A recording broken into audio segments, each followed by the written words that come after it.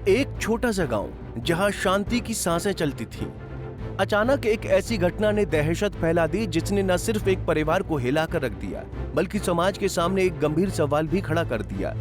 ये कहानी है असनरा गांव की, जहां छेड़खानी की शिकायत करने गया एक भाई अपनी बहन की इज्जत बचाने की कोशिश में खून से लथपथ हो गया। मामला बस्ती जिले के सोहना थाना क्षेत्र के असनर गांव में एक साधारण दिन उस वक्त डरावने सपने में बदल गया जब एक युवक साहिल ने एक लड़की के सामने कागज पर अपना मोबाइल नंबर फेंक दिया। ये कोई मामूली हरकत नहीं थी बल्कि छेड़खानी का एक स्पष्ट इरादा था। लड़की ने हिम्मत दिखाई और अपने परिवार को इस बात की जानकारी दी, लेकिन जो हुआ वो किसी ने नहीं सोचा था। लड़की का भाई अपनी बहन की शिकायत लेकर साहिल के घर समझाने गया। यहाँ ना तो बहस की जरूरत थी ना ही गुस्से की, लेकिन साहिल ने जो किया वो किसी को भी सिरहन दे सकता है। साहिल ने ना सिर्फ बात को अनसुना किया बल्कि गुस्से में आग बबूला होकर चिकन काटने वाले गंडासे से हमला बोल दिया।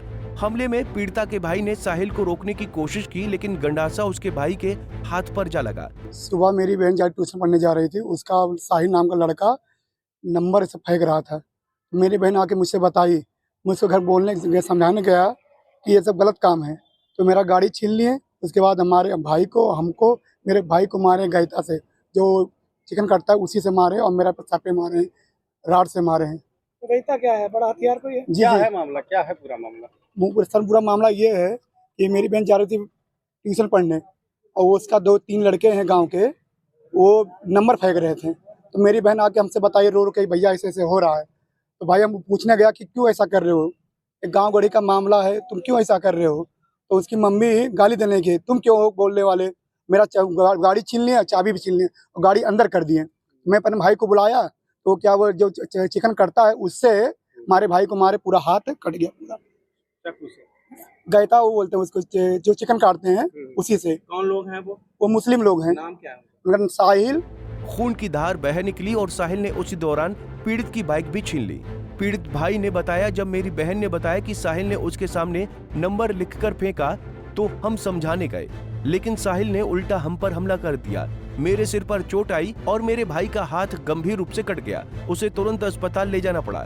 इस घटना ने न सिर्फ एक परिवार को दर्द दिया बल्कि पूरे गांव में डर का माहौल पैदा कर दिया।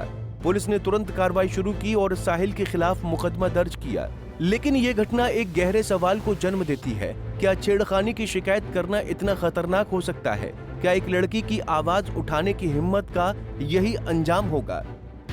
जनपद बस्ती के थाना क्षेत्र सोनहा अंतर्गत चौकी असनहरा के पास का एक मामला है, जिसमें एक बच्ची को दूसरे समुदाय के लड़के द्वारा उसके साथ आपत्तिजनक व्यवहार किया गया था। इसके उपरांत जब उसके भाई द्वारा जा कर के उनके घर पे उल्लंघना की जा रही थी तो उनके साथ मारपीट और अपराध कारित करने का प्रकरण संज्ञान में आया था।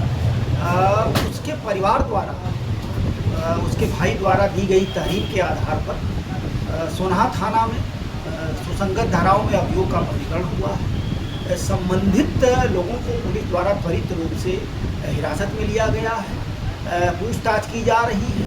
ये सिर्फ एक घटना नहीं बल्कि हमारी सामाजिक मानसिकता पर एक बड़ा सवाल है। साहिल जैसे लोग जो अपनी गलती को छुपाने के लिए हिंसा का सहारा लेते हैं, क्या समाज में डर का माहौल बनाना चाहते हैं?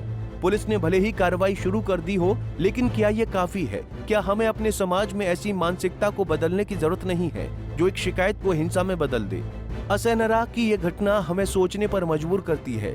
एक बहन की इज्जत बचाने की कोशिश में एक भाई को खून से लथपथ होना पड़ा। जरूरी पुलिस इस मामले में कड़ी से कड़ी कार्रवाई करे ताकि एक मिसाल कायम हो पाए। पंजाब केसरी टीवी के लिए बस्ती से विवेक श्रीवास्तव की रिपोर्ट।